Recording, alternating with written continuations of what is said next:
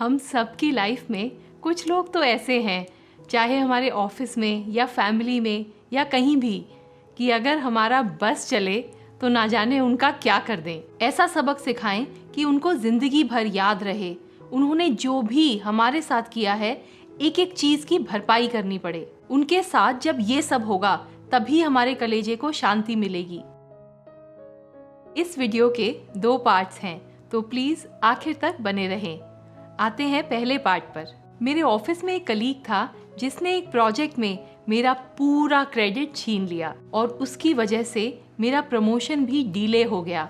मैं बहुत गुस्से में थी। मैं ना जाने कैसे कैसे सिनेरियोज इमेजिन करती थी कि कैसे उससे बदला लूंगी, कैसे उसे सबक सिखाऊंगी।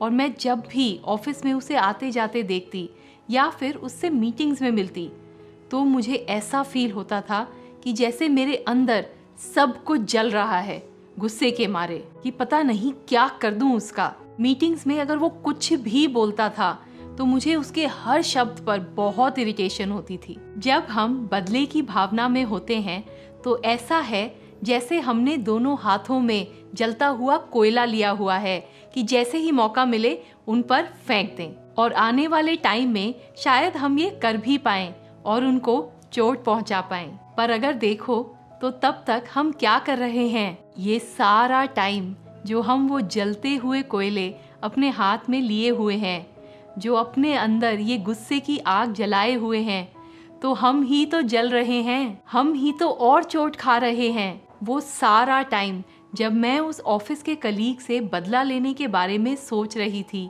प्लान कर रही थी, तो मैं ही तो अंदर से उस गुस्से से जल रही थी। उसने तो कुछ महीनों पहले बस एक बार चोट पहुंचाई थी, लेकिन उसके बाद अपने गुस्से से मैं रोज अपने आप को चोट पहुंचा रही थी। मतलब क्यों भाई, क्यों मैंने उस इंसान को अपने ऊपर इतना हावी होने की शक्ति दे रखी थी? उसको इतना टाइम और इतनी अहमियत ही क्यों दे रही थी? अब सेकंड पार्ट पर आते हैं। कहते हैं कि बदला लेने का सबसे सही तरीका है कि बस माफ कर दो, जाने दो, लेट गो।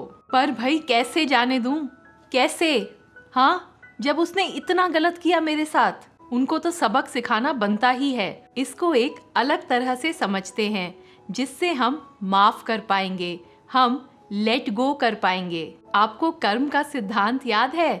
कार्मिक थ्योरी। सिस्टर शिवानी कहती हैं कि जो भी हम कहते हैं, सोचते हैं या करते हैं, वो सब हमारे एक कर्मों के अकाउंट में, एक कर्मों के खाते में दर्ज हो जाता है। सब कुछ, हर आत्मा का ये एक कच्चा चिट्ठा है जिसमें उस आत्मा के सारे कर्म दर्ज हैं, चाहे अच्छे या बुरे, इस जन्म के या पिछले जन्मों के।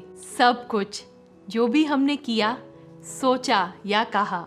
और कर्मों का सिद्धांत ये कहता है कि जो भी दुख, पीड़ा, सुख या खुशी हमारे जीवन में आई है, वो हमने ही कभी ना कभी इस यूनिवर्स में, इस ब्रह्मांड में भेजी थी, जो कि अब बस वापस हमारी तरफ आ रही है। और ये जो भी हमने इस यूनिवर्स में भेजा, ये हमारी आत्मा की इस जर्नी का हो सकता है या फिर पिछली कोई जर्नी का भी हो सकता है। हो सकता है कि पिछले जन्मों में हमने जो कुछ गलत किया उसका भुगतान हम इस जन्म में कर रहे हैं। तो इस बात में पड़ने की बिल्कुल जरूरत नहीं है कि मैंने तो कुछ गलत नहीं किया, फिर मेरे साथ ऐसा क्यों हो रहा है। पिछली जिंदगियों का तो हमको याद भी नहीं होगा। बस इस सिद्धांत पर पूरा भरोसा रखना होगा कि जो कुछ भी मेरी तरफ आ रहा है वो सब मेरी ही वजह से है। मैंने ही वो भेजा होगा यूनिवर्स में, चाहे वो इस जन्म का है या पिछले। और जरूरी नहीं है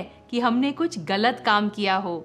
हमारे शब्द, हमारे विचार भी हमारे कर्म ही हैं। तो ये जो मेरे ऑफिस में कलीग है जिसने मेरा प्रमोशन खराब किया, जिसने मुझे इतना इमोशनल स्ट्रेस दिया, वो बस एक माध्यम है, एक जरिया है उस दुख को मेरी तरफ लाने का। अगर ये इंसान नहीं होता तो कोई और होता या फिर कोई और सिचुएशन बन जाती। मुझे ये कष्ट तो आना ही था क्योंकि किसी टाइम पर मैंने कुछ तो गलत इस यूनिवर्स में भेजा होगा। तो उस कलीग की तो कोई बात ही नहीं है, वो तो एक अदना सा प्यादा है बस। इसको ऐसे देखो कि हम क्या ही हैं, कुछ नहीं। आप, मैं या मेरे वो ऑफिस का कलीग, हम बहुत ही एक छोटी चीज हैं भगवान की इस अपार शक्ति के सामने। हम बस छोटे छोटे प्यादे हैं जो अपना कर्म कर रहे हैं और उसके अनुसार दुख कभी सुख पा रहे हैं। और उस सुख या फिर उस दुख को देने का जरिया कोई भी हो सकता है, कोई ऑफिस का कलीग या कोई रिश्तेदार या फिर कोई और इस समय हम जो कर सकते हैं वो बस ये है कि अपना कर्म साफ रखें। जो हम करते हैं, कहते हैं या सोचते हैं, सब पॉजिटिव रखें। यही बस हमारे हाथ में है। जो हो चुका, चाहे इस जन्म में या पिछले, वो मेरे कंट्रोल के बाहर है, पर हम आज से अपना कर्म सुधार सकते हैं। और अगर मैं बदले की भावना रखूंगी, साजिश करूंगी या कुछ भी और गलत करूंगी तो मैं अपना कर्म ही और खराब कर रही हूँ। मैं अपने कर्मों के बही खाते में, अपने कार्मिक अकाउंट में और ज्यादा नेगेटिव पॉइंट्स ऐड कर रही हूँ और फिर ये मेरी लाइफ में आगे चल के और प्रॉब्लम्स क्रिएट करेंगे और मुझे और प्रॉब्लम्स नहीं चाहिए। तो मेरी अपनी भलाई के लिए सही तरीका यही है कि मैं बस जाने दूं, माफ कर दूं। मैं जानती हूँ कि ये बहुत मुश्किल है, पर यही सही तरीका है। नहीं तो इस गुस्से की आग में कोई और जले ना जले, हम तो जलते ही रहेंगे, जैसे वो कोयला हमारे हाथ को जला रहा था। और इस गुस्से से बहुत सारे इश्यूज हो सकते हैं, खास तौर पे हमारी सेहत को लेकर। नेल्सन मंडेला को 27 साल तक जेल में रखा गया था और वो सारा टाइम उनको काफी कष्ट दिए गए। लेकिन जब फाइनली उनके प्रेसिडेंट बनने की सेरेमनी हुई तो उन्होंने उन सब जेलर्स को भी इनवाइट किया। किसी ने उनसे पूछा कि जिन्होंने इतने साल आपको सही से ट्रीट नहीं किया, आपने उनको क्यों आमंत्रित किया? तो उन्होंने कहा कि अगर मैं उनको इनवाइट नहीं करता तो एक तरह से मैं अभी भी जेल में हूँ।